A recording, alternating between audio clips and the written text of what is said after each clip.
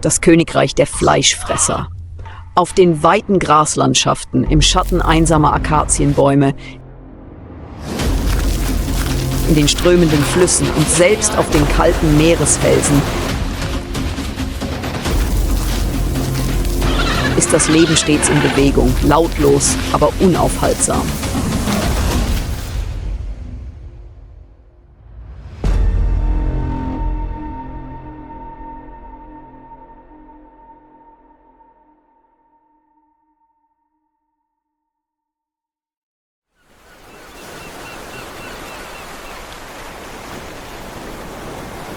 Am südlichen Rand des afrikanischen Kontinents, wo die kalten Wellen des Benguela-Flusses unaufhörlich gegen die schwarzen Felsen schlagen, klammert sich ein widerstandsfähiges Wesen an jeden kleinen Raum zwischen Meer und Land.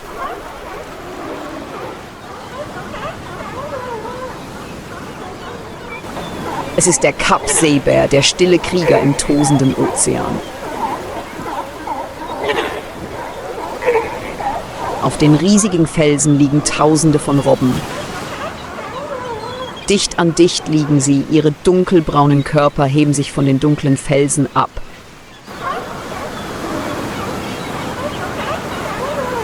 Ihr Kreischen ist unaufhörlich, mal laut, mal wie Stöhnen. Die Szene ist chaotisch und lebendig zugleich wie eine überfüllte Stadt, die niemals schläft. Inmitten dieser Menge bringt eine Robbe ihr Junges zur Welt.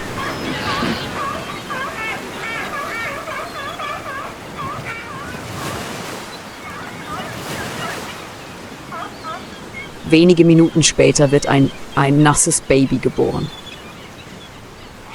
Es ist noch schwach und liegt zitternd auf den Felsen.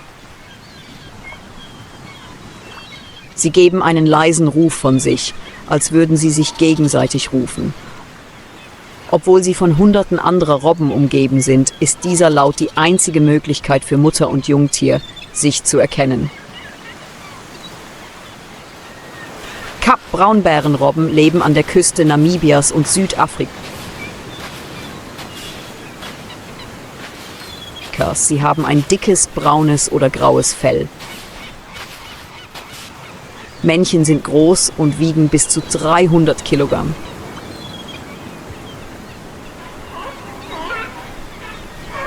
Weibchen sind kleiner, etwa 75 bis 120 Kilogramm.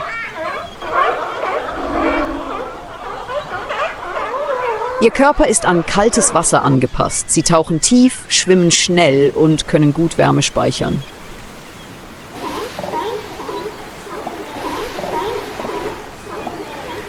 Sie leben in großen Herden. Während der Brutzeit versammelt sich die ganze Herde auf den Felsen.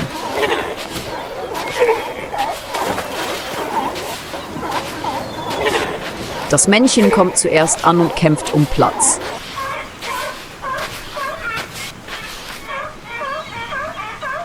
Der Gewinner bekommt mehr Weibchen.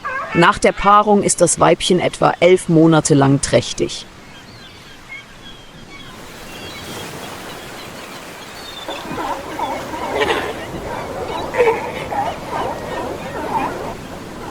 Die befruchteten Eier ruhen mehrere Monate, bevor sie sich zu entwickeln beginnen und rechtzeitig im folgenden Jahr Junge gebären.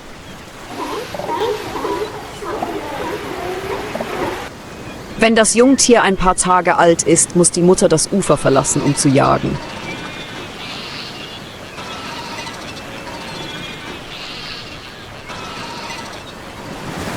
Sie tauchen ins Meer und suchen nach Sardinen, Sardellen und Tintenfischen.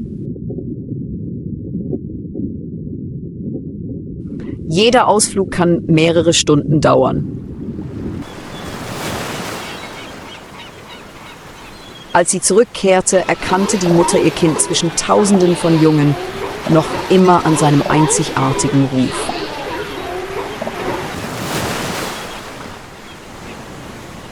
Der Nachmittag brach langsam herein. Die Sonne stand schräg über dem Meer. Das dunkelorange Licht färbte den gesamten felsigen Strand. Die Wellen schlugen noch stetig, doch der Wind hatte sich gelegt.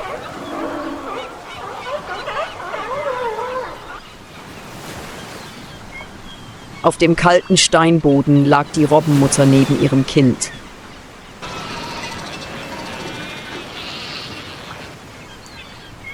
Das Fell des Babys war trocken und es begann sich langsam dem Körper seiner Mutter zu nähern, auf der Suche nach warmer Milch.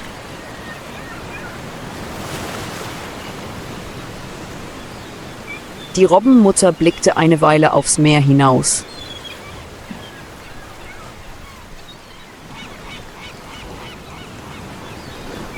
Sie war hungrig, ihre Augen waren müde, aber noch aufmerksam. Ein paar Minuten später, vielleicht zu müde nach der Geburt, schloss sie die Augen, nicht lange.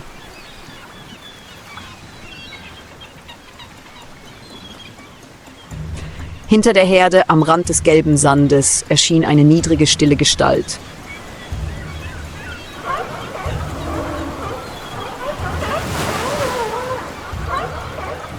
Eine braune Hyäne, schlank aber muskulös, unordentliches graubraunes Fell.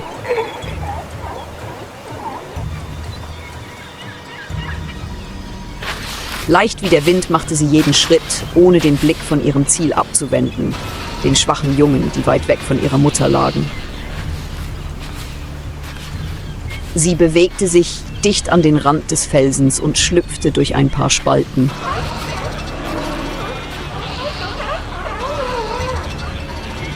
Die Robbenmutter bemerkte es nicht, ein blitzschneller Sprung.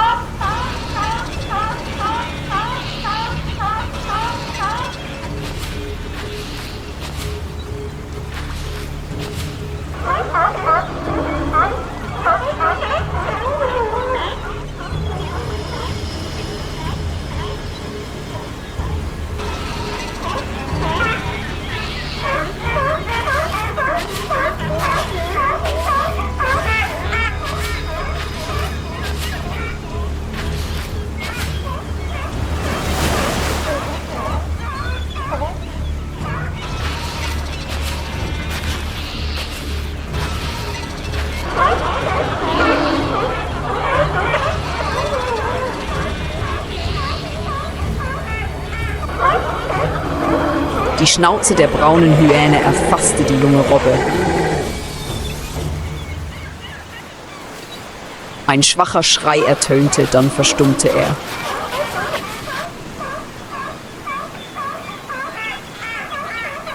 Die Robbenmutter stürzte mit verzweifeltem Geschrei vorwärts, doch das Junge wurde davongetragen. Der Schatten des Raubtiers verschwand allmählich in der Dämmerung.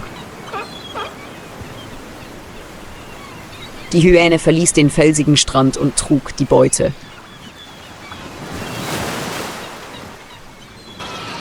Leichte Schritte, starre Augen.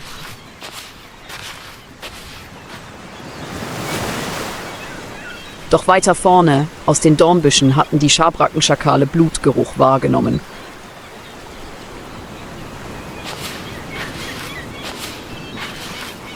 Drei von ihnen stürmten hervor und umringten sie.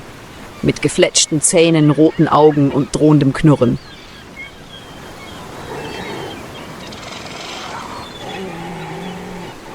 Ein paar angespannte Sekunden. Kein Angriff, keine Verletzungen. Die Schakale wichen keuchend zurück und verschwanden im trockenen Busch. Die Hyäne drehte sich um, packte die Beute und verschwand in der Dunkelheit. Blut färbte ihre Schnauze schwarz, schlank, allein, aber unnachgiebig.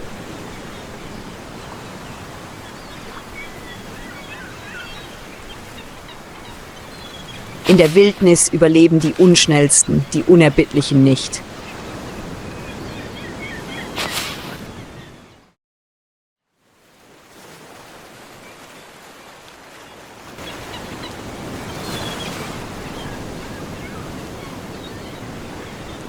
Der Strand südlich von Kapstadt war friedlich. Die Wellen plätscherten sanft an den Sand.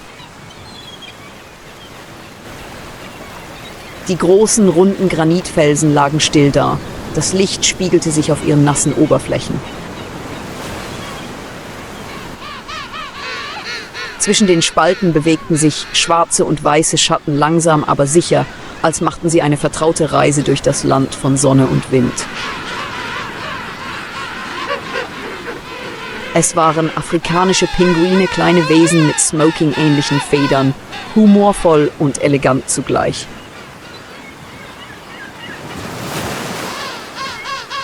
Sie konnten nicht fliegen, waren aber ausgezeichnete Schwimmer im Meer.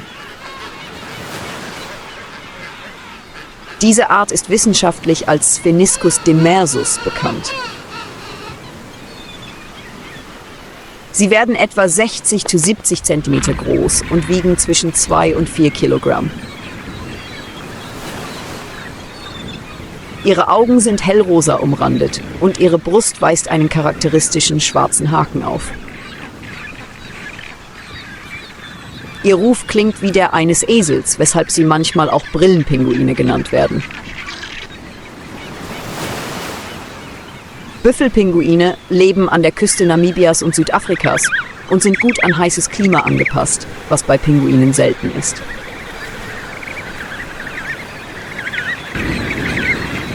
Sie haben spezielle Drüsen über den Augen, die helfen, Wärme abzustrahlen und ihren Körper zu kühlen. Deshalb ist das Rosa um ihre Augen bei Hitze dunkler als gewöhnlich.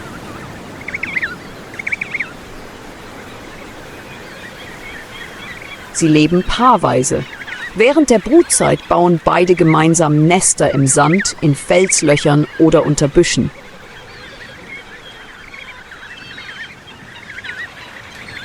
Die Mutter legt in der Regel 2 Eier. Beide Elternteile wechseln sich beim Ausbrüten ab und schützen die Eier vor Raubtieren wie Möwen oder großen Eidechsen. Nach über einem Monat schlüpfen die Küken. Die Küken sind mit grauem Flaum bedeckt. Sie können nicht alleine jagen und sind völlig auf ihre Eltern angewiesen. Wenn sie alt genug sind, mausern sich die Jungvögel, lernen schwimmen und trennen sich allmählich von ihren Eltern, um ihr eigenes Leben im Meer zu beginnen. Trotz ihres komischen Aussehens und ihrer langsamen Schritte an Land sind Brillenpinguine im Wasser flinke Jäger. Sie können bis zu 20 Stundenkilometer schnell schwimmen, bis zu 100 Meter tief tauchen und fast 2 Minuten lang die Luft anhalten. Ihre Population nimmt jedoch rapide ab.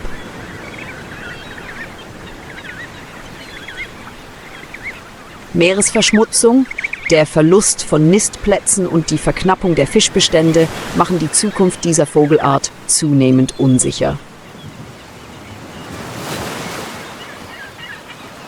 Doch jeden Morgen, wenn die Sonne auf das Meer scheint, führen sich die Paare noch immer gegenseitig ins Wasser.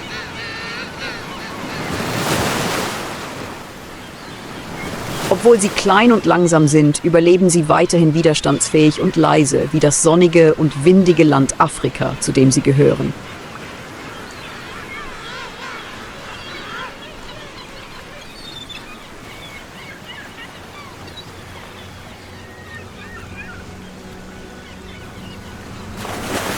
Weit draußen auf See färbt sich das Meer dunkelblau. Die Wellen sind nicht mehr sanft, sondern tief und kalt. Der Himmel darüber ist ruhig, weit und öde. Unter Wasser glitt ein langer Schatten vorbei, schnell, akkurat und lautlos wie ein Schatten.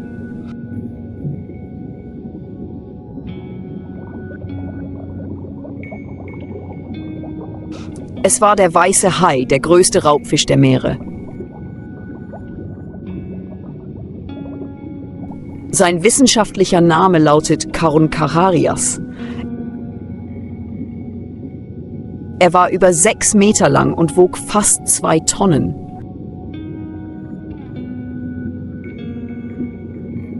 Sein Körper war länglich, sein Rücken grau, sein Bauch weiß und seine scharfen, dreieckigen Zähne wuchsen in vielen Reihen.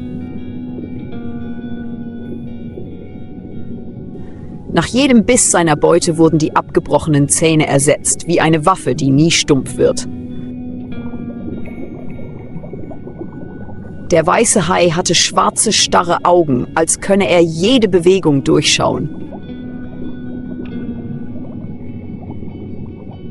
Er konnte das schwache elektrische Feld der zuckenden Muskeln seiner Beute spüren, selbst wenn diese im Sand versteckt war. Sie schwammen oft in der Nähe von kalten Gewässern, wo es viele Robben gab, ihre Lieblingsbeute. Bei der Jagd konnte der weiße Hai plötzlich beschleunigen, von unten zustoßen und seine Beute aus dem Wasser werfen.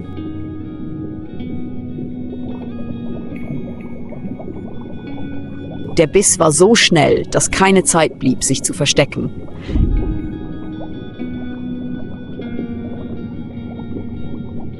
In den Tiefen des Meeres hatte der Hai keine Eile.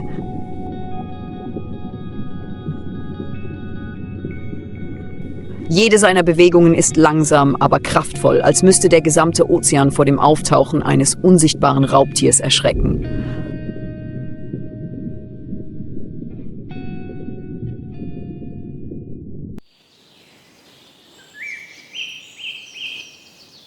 Auf dem Trockenen, wo die sengende Sonne den Boden aufbricht, steht ein großes Wesen regungslos inmitten eines Feldes toter Tiere.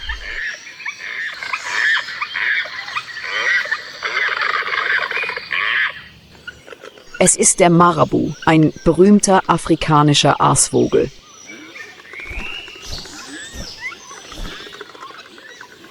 Er wird bis zu 1,5 Meter groß und hat eine Flügelspannweite von über 3 Metern.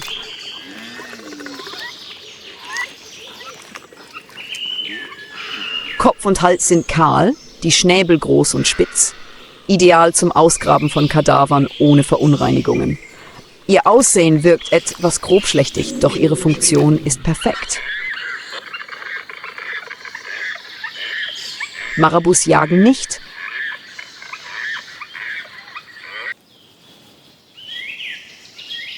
Sie fliegen hoch und suchen nach dem Geruch toter Tiere. Wenn sie eines finden, landen sie, quetschen sich zwischen Hyänen und Geiern hindurch und knabbern lautlos an den Überresten.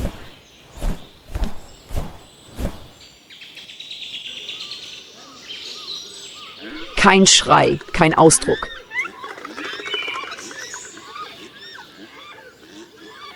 Sie sind die letzten Putzfrauen und tragen dazu bei, die Natur sauber und im Gleichgewicht zu halten.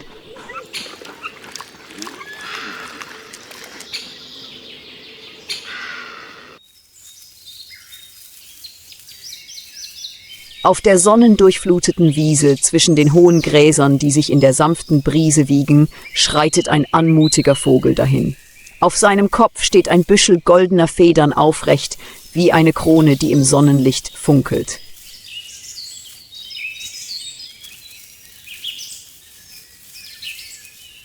Es ist der Kronkranich, auch bekannt als afrikanischer Graukranich.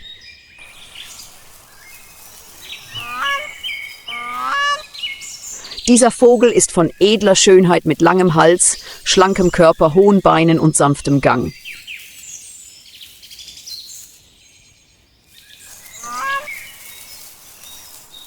Beim Gehen gleicht jede Bewegung einer Vorführung. Sie sind etwa 1 Meter groß, haben eine Flügelspannweite von fast 2 Meter und bleiben oft ein Leben lang paarweise.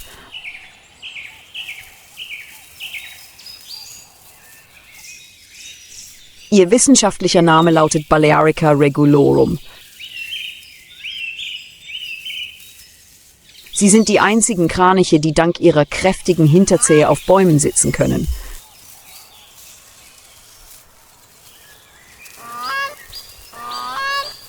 Kronenkraniche leben normalerweise in Sümpfen und feuchten Graslandschaften, wo es viele Insekten, Samen und Kleintiere gibt.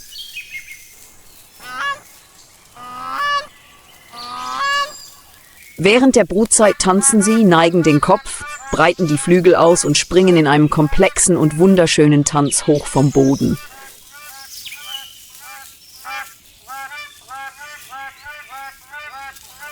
Nicht nur zur Balz, sondern auch zur Bindung.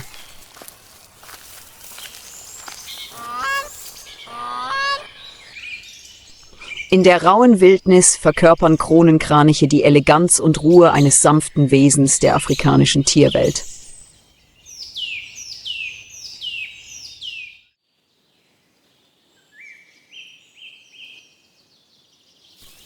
Wenn die Sonne hoch am Himmel steht, färbt sich das Grasland unter dem grellen Licht gelb.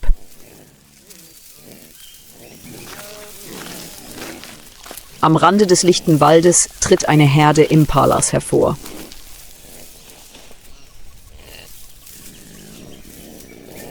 Sie bewegen sich anmutig, jeder Schritt scheint über den Boden zu gleiten. Impalas haben einen schlanken Körper, sind etwa 90 cm groß, haben ein glattes rotbraunes Fell und einen weißen Bauch.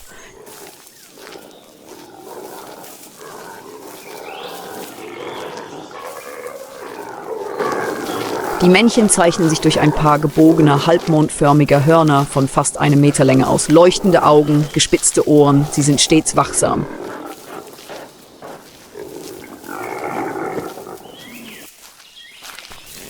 Der wissenschaftliche Name dieser Art lautet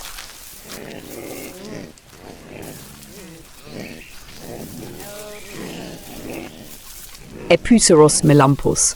Impalas leben in Grasland, niedrigem Gebüsch und an Waldrändern, wo es sowohl Nahrung als auch Verstecke gibt. Sie sind Pflanzenfresser, aber äußerst wendig und geschickt.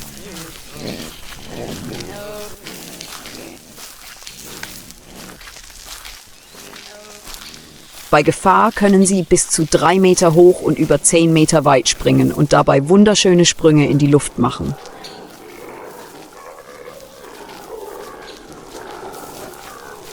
Sie leben in großen Herden, wobei die Männchen oft die Weibchen anführen oder um den Besitz der Gruppe konkurrieren. In der Paarungszeit brüllen die männlichen Impalas laut und kämpfen erbittert mit ihren Hörnern um das Recht auf Fortpflanzung.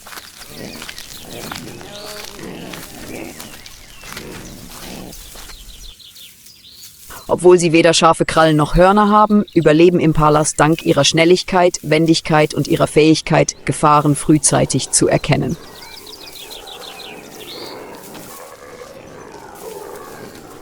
In der wilden Welt voller Raubtiere sind sie ein Symbol der Anmut, gepaart mit einem ständigen Wachsamkeitsinstinkt.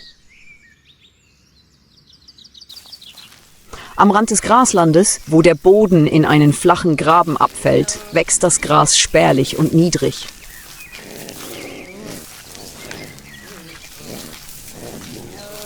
Der Wind wehte sanft und trug das leise Geräusch grasender Impalas in der Ferne herüber.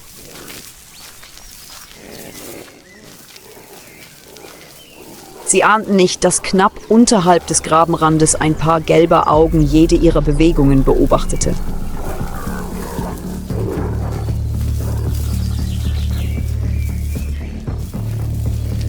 Der Körper des Leoparden lag flach auf dem Boden. Sein geflecktes Fell verschmolz mit dem trockenen Boden. Seine Muskeln waren leicht angespannt, sein Atem langsam.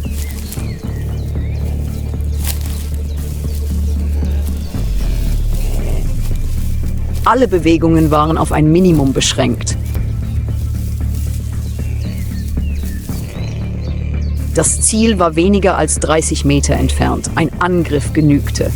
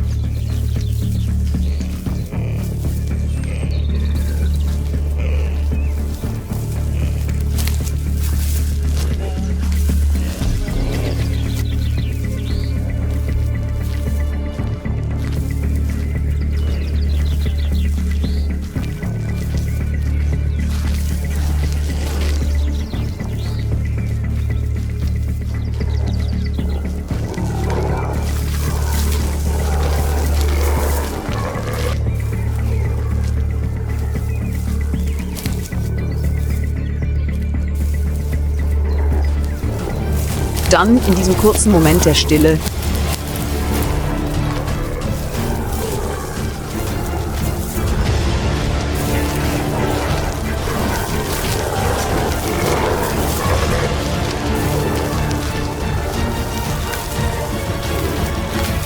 griff er an. Im Staubnebel ertönte ein kurzer Schrei, der dann verstummte. Der Leopard hatte seine Beute an der Kehle und hielt sie fest, bis keine Bewegung mehr zu hören war.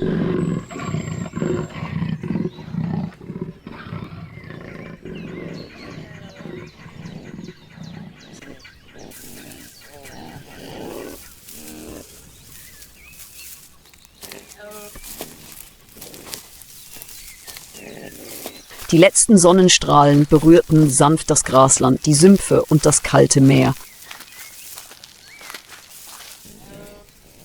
Die Schreie aller Lebewesen verklangen allmählich und wichen dem stillen Atem der Nacht.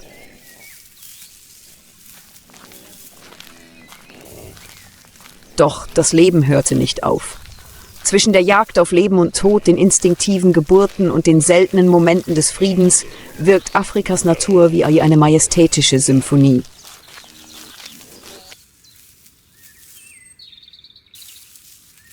Jede Art, ob klein oder groß, Raubtier oder Beute, trägt zu diesem empfindlichen, aber dauerhaften Gleichgewicht bei.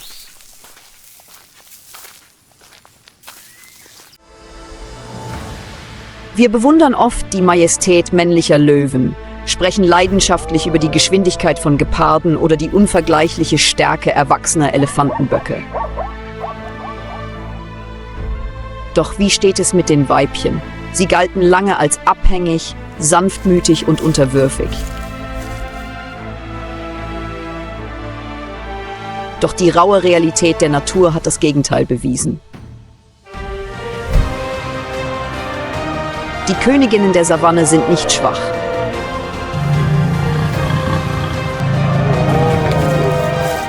Sie sind unabhängig, wenn nötig rücksichtslos und können sogar Männer in ihrem Überlebenskampf manipulieren.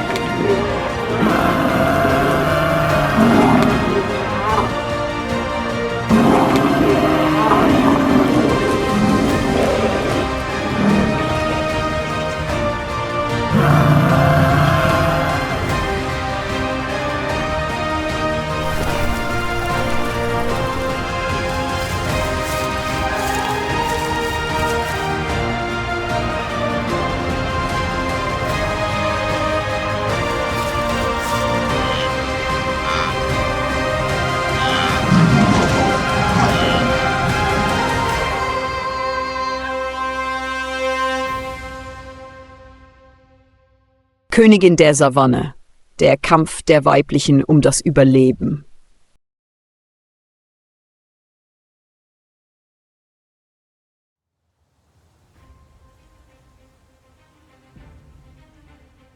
Die weite Savanne erstreckt sich endlos unter der sengenden Sonne.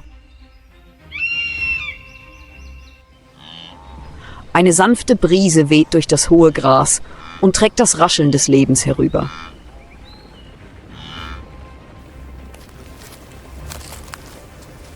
In dieser wilden Welt sind die furchterregendsten Raubtiere nicht immer die Männchen mit scharfen Krallen und muskulösen Muskeln. Tatsächlich haben die Weibchen ihre eigenen Geheimnisse. Geheimnisse, die vergessen oder bewusst ignoriert wurden. Sie sind nicht nur hingebungsvolle Mütter oder treue Partnerinnen. Tatsächlich können sie unabhängig, stark und sogar listig sein. Und vor allem beherrschen sie das Wild. In der Ferne näherte sich ein Rudel Löwinnen leise der grasenden Büffelherde.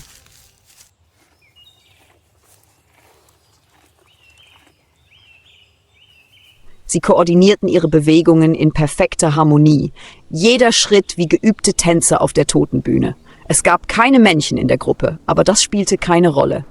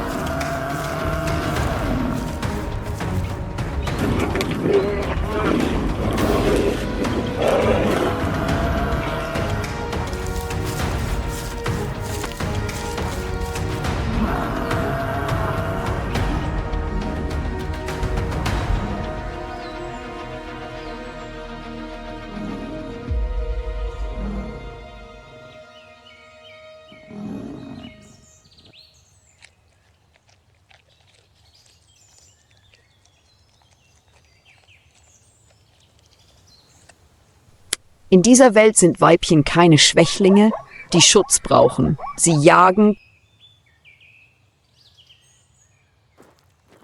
kämpfen und beschützen sich gegenseitig. Sie können sich auf niemanden verlassen, außer auf sich selbst. Hier ist das Überleben ein nie endender Kampf. Und keine von ihnen kann auf die Hilfe der Männchen zählen. Wozu sind Männchen überhaupt gut?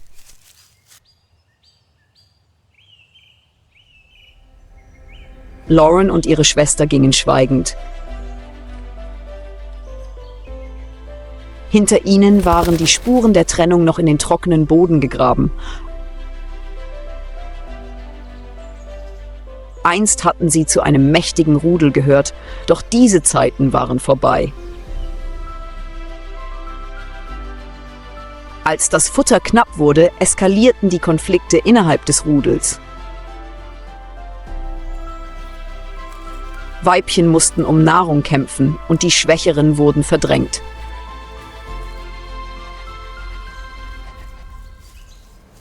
Nun machten sich die Schwestern auf eine neue Reise, auf der Suche nach neuem Land, einem Territorium, das sie ihre Heimat nennen konnten. Doch für Löwen gehen Territorium und Männchen oft Hand in Hand. Lauren wusste, dass sie einen Beschützer brauchten, wenn sie einen sicheren Ort suchten. Ein wirklich starkes Männchen. In der Dämmerung entdeckte Lauren ein erwachsenes Männchen mit goldener Mähne.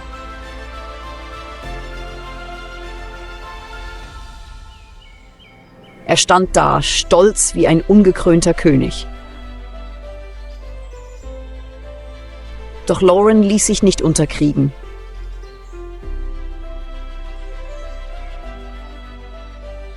Sie suchte kein gewöhnliches Männchen.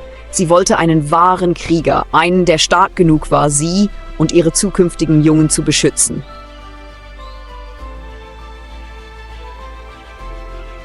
Im Vorbeigehen blickte sie trotzig.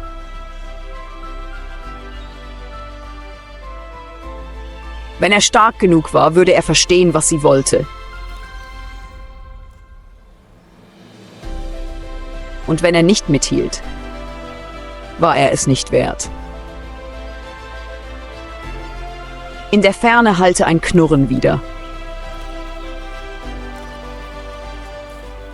Ein anderer männlicher Löwe kam näher und diesmal ließ Lauren ihn. Die Paarung mit Löwen war kein romantischer Akt.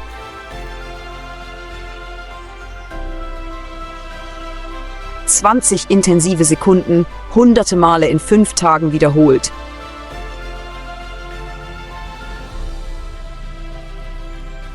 Knabberzeug am Hals, missbilligendes Knurren. Doch ohne diese wiederholten Paarungen würde Lauren nie trächtig werden.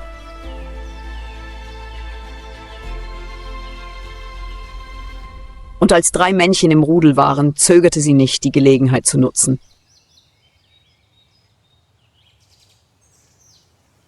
Denn in dieser Welt gewinnt derjenige, der sich an die Regeln hält.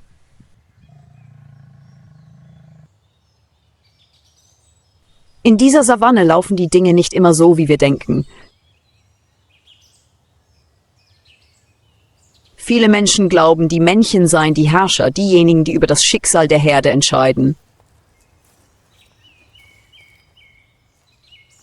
Doch in Wirklichkeit ist es das Gegenteil. Die Weibchen treffen die Auswahl.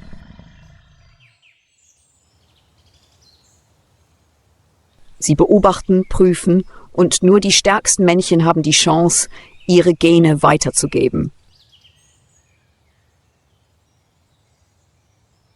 Die Schwachen und Langsamen? Die werden gnadenlos ausgemerzt.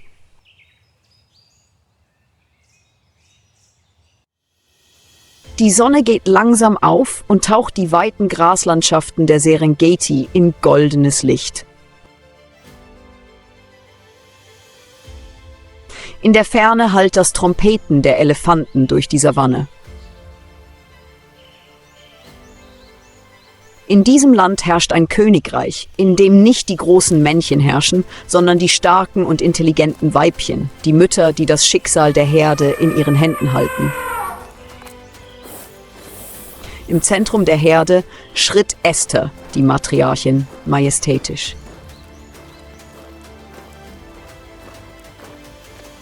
Jeder Schritt war langsam, aber sicher, als kontrollierte sie das Land.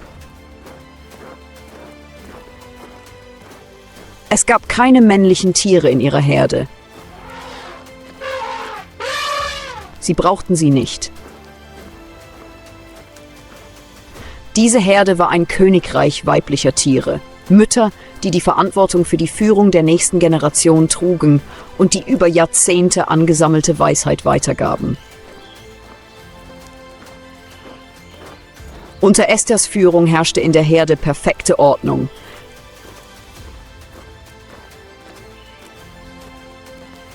Die Jungen wurden von den Erwachsenen streng bewacht.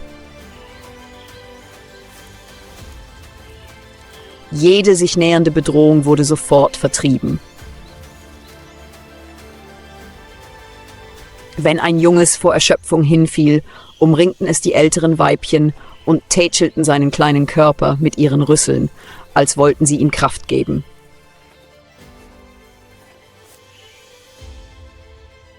Sie ließen niemanden zurück, doch egal wie stark diese Herde war, immer lauerte Gefahr.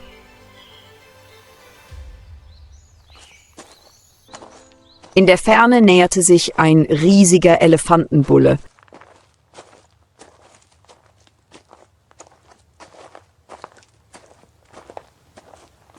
Er war vor Jahren von der Herde vertrieben worden, doch heute war er mit einem einzigen Ziel zurückgekehrt: ein Weibchen zur Paarung zu finden.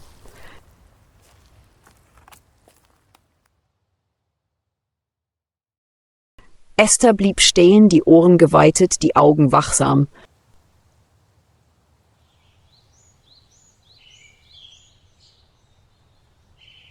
Sie wusste, wie gefährlich läufige Männchen sein konnten.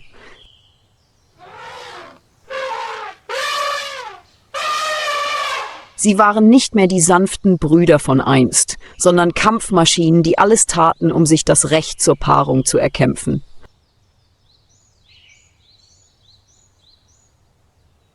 Wenn sie jetzt nicht handelte, drohte die Herde im Chaos zu versinken.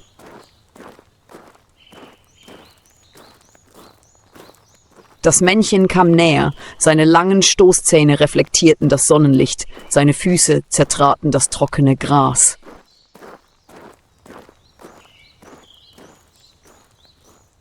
Es brüllte trotzig.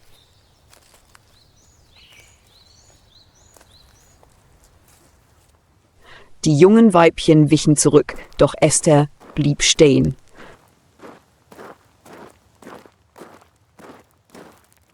Sie hatte nicht die Absicht nachzugeben.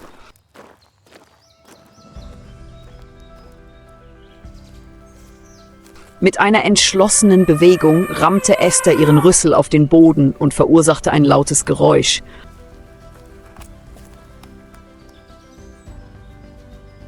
Die Herde verstand das Signal sofort.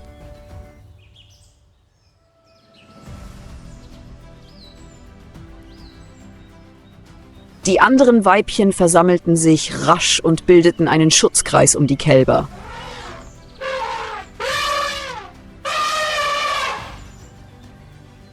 Sie hatten keine Angst, denn sie wussten, dass ihnen gemeinsam niemand etwas anhaben konnte.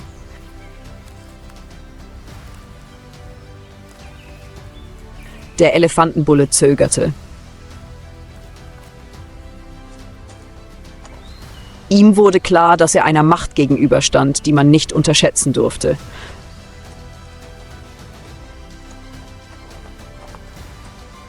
Wenn er einen Angriff wagte, würde er umzingelt und zurückgedrängt werden. Dieser Kampf war das Risiko nicht wert. Schließlich brüllte er und wandte sich ab. Zurück blieb eine Herde Weibchen, die standhaft und unerschütterlich dastanden.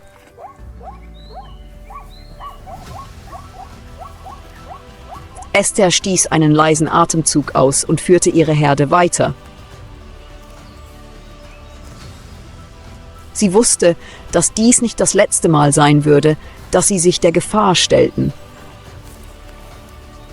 Doch solange sie zusammen waren, konnte sie nichts unterkriegen. In dieser Welt waren die Weibchen nicht nur sanfte Mütter.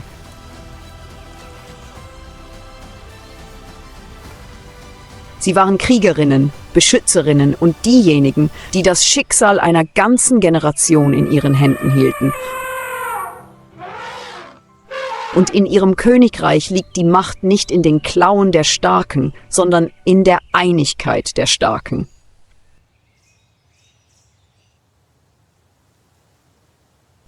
Die Sonne geht langsam hinter den niedrigen Bäumen unter und färbt die Savanne der Serengeti goldgelb.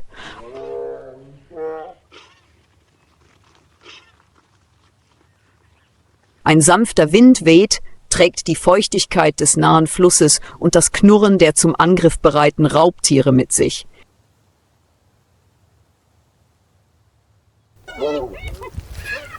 In dieser Welt entscheidet Stärke nicht immer über das Überleben.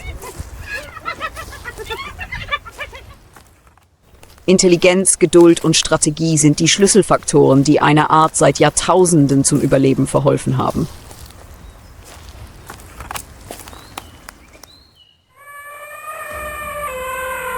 In einem flachen Sumpf gleitet Cathy, ein erwachsenes Nilpferdweibchen, anmutig durchs Wasser.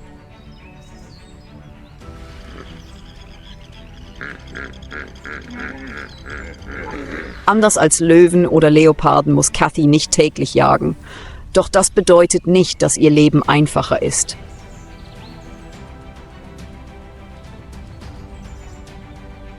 Sie ist trächtig und daher lauert ständig Gefahr.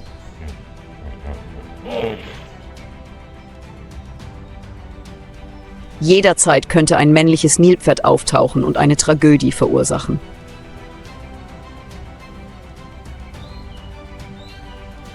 In der Welt der Nilpferde sind die Männchen die strengen Herrscher. Sie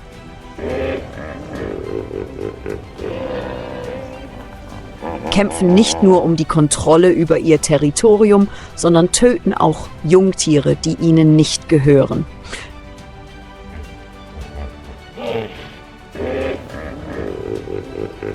Deshalb hat Cathy eine Überlebensstrategie entwickelt, die ihren Vorfahren seit Jahrhunderten hilft. Abstand halten.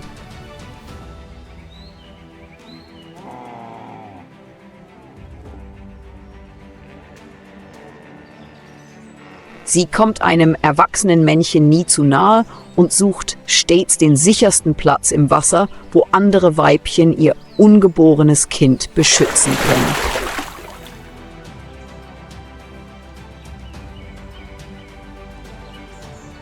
In der Ferne taucht ein riesiges Nilpferdmännchen aus dem Wasser auf. Es ist das dominante Nilpferd in dieser Gegend, mit Narben von unzähligen Kämpfen auf dem Rücken.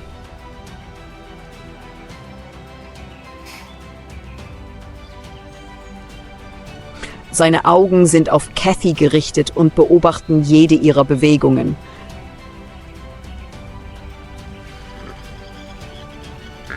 Wenn er herausfindet, dass sie schwanger ist, wird er höchstwahrscheinlich versuchen, von ihr Besitz zu ergreifen oder sogar ihr ungeborenes Kind zu töten, um sie wieder paarungsbereit zu machen. Doch Cathy scheint sich darüber keine Sorgen zu machen. Langsam sank sie an die Oberfläche und zeigte nur ihre Augen und Nasenlöcher.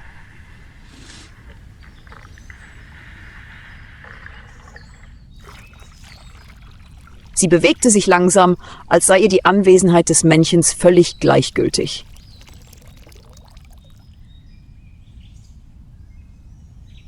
Das war ihre Strategie. Keine Provokation, kein Weglaufen, einfach keine Aufmerksamkeit erregen. In der Natur siegt manchmal nicht der Stärkste, sondern derjenige, der weiß, wann er sich verstecken muss.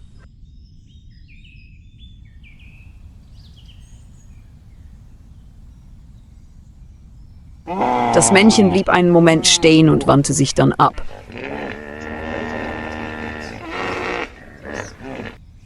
Er spürte weder eine Herausforderung von Kathy, noch hatte er einen Grund, Energie zu verschwenden.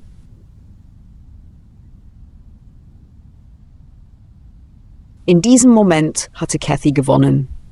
Sie hatte ihr Kind beschützt, zumindest für heute. Doch Überlebensstrategien beschränkten sich nicht nur auf Flusspferde.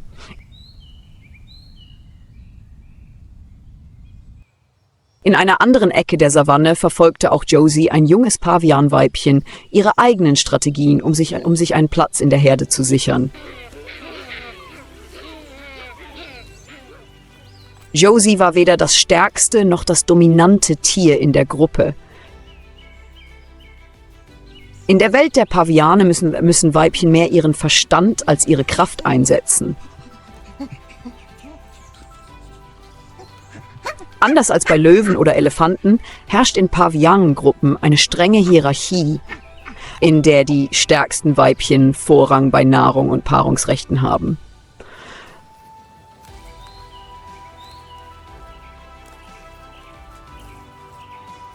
Doch Josie weiß eines: Um zu überleben, muss man sich manchmal an die Regeln halten oder sie umgehen.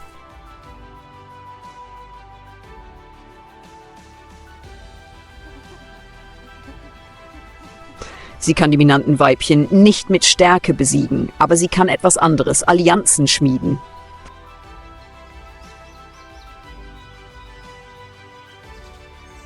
Indem sie freundlich zu den höherrangigen Weibchen ist, ihr Futter mit ihnen teilt und sich um ihre Jungen kümmert, gewinnt Josie allmählich deren Vertrauen.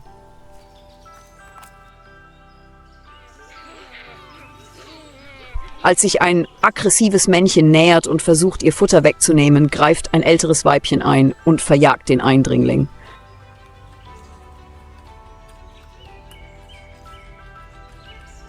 Josie muss nicht kämpfen. Sie braucht nur Verbündete. In der Savanne überlebt nicht der Stärkste, sondern derjenige, der sich anpasst.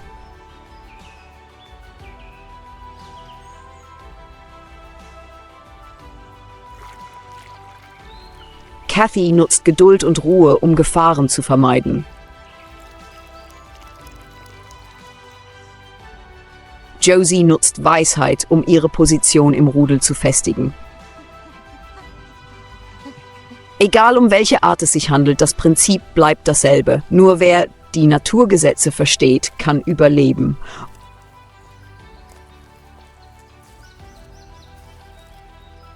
Und dieser Welt sind Überlebende nicht nur die Raubtiere, sondern auch diejenigen, die wissen, wie sie vermeiden können, zur Beute zu werden. Die Sonne der Serengeti brennt hell am weiten Himmel und taucht die endlosen Graslandschaften in goldenes Licht. In dieser Welt, in der Raubtiere oft auf die Kraft der Männchen angewiesen sind, um die Ordnung im Rudel aufrechtzuerhalten, gibt es eine Gruppe von Geparden, die ihre eigene Geschichte geschrieben haben. Sie brauchen kein Territorium, kein Männchen als Anführer.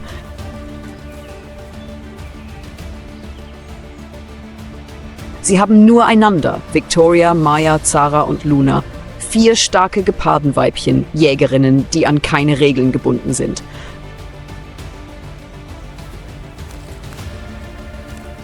Kooperation zwischen Gepardenweibchen ist in der Natur selten.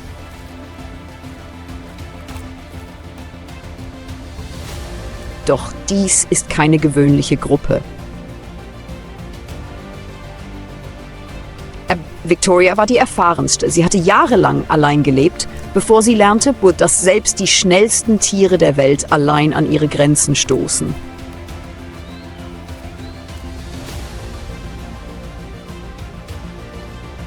Maya, mit ihren durchdringenden Augen und ihrem ausgeprägten Jagdinstinkt, war diejenige, die keine Gelegenheit ausließ, ihre Beute zu erlegen. Zara, jung, aber widerstandsfähig, war die perfekte Störenfriedin bei jeder Jagd. Und schließlich Luna, intelligent und geduldig, diejenige, die immer erst nachdachte, bevor sie handelte. Heute, wie an jedem anderen Tag, zogen sie durch die Savanne. Ihre scharfen gelben Augen scannten jeden Windstoß, jede kleine Bewegung im hohen Gras.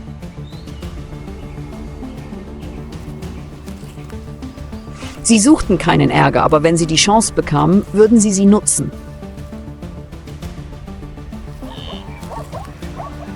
Und gerade jetzt, nicht weit von ihnen, bewegte sich eine Herde Gnus gemächlich auf einen seichten Bach zu.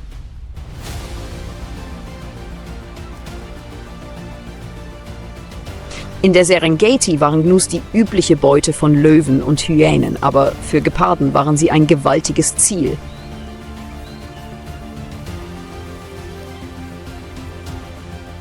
Zu groß, zu mächtig.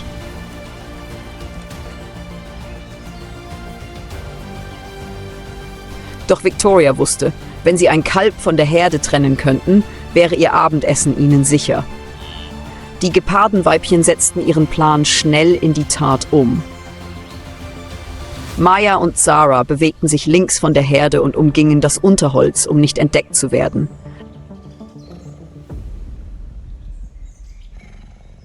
Währenddessen krochen Victoria und Luna dicht am Boden entlang auf die Kreuzung zu, an der die Herde vorbeiziehen würde.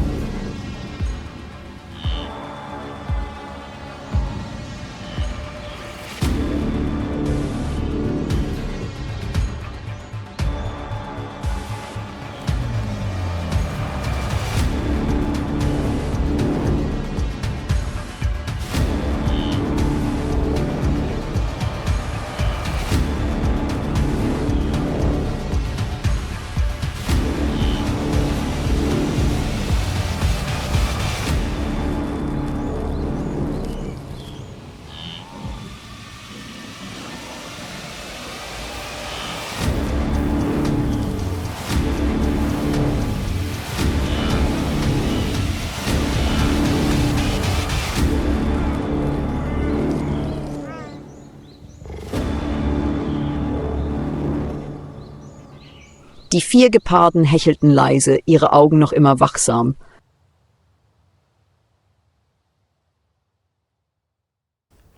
Kein löwenartiges Siegesgebrüll, kein hyänenartiges Freudengeheul war zu hören. Sie hatten keine Zeit zum Feiern.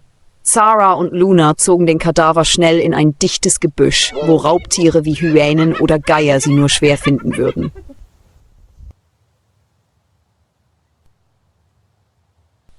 Bei Einbruch der Nacht konnten die Gepardenweibchen ihr Festmahl in vollen Zügen genießen. Einzelgänger müssen normalerweise schnell fressen, bevor sie ausgeraubt werden. Doch heute Abend konnten Victoria, Maya, Zara und Luna es ruhig angehen lassen. Sie aßen abwechselnd, während die anderen Wache hielten. Das war der Vorteil einer Allianz. Niemand musste allein kämpfen.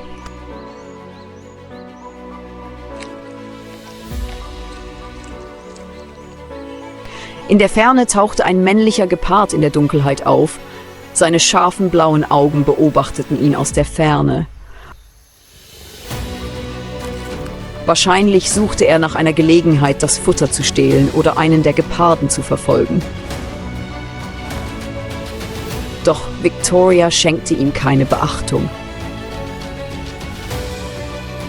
Denn in dieser Gruppe braucht niemand ein Männchen zum Beschützen oder Befehligen.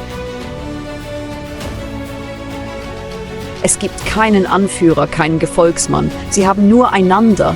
Gemeinsam überleben sie, gemeinsam jagen sie.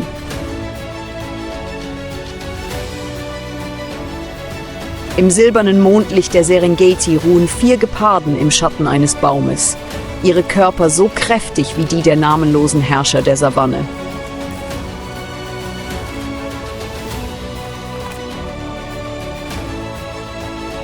Kein Männchen mischt sich in ihr Leben ein, kein Territorium hält sie fest.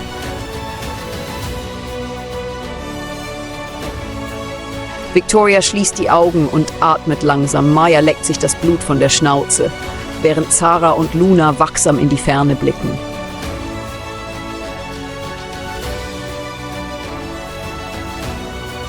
Denn morgen geht der Kampf ums Überleben weiter.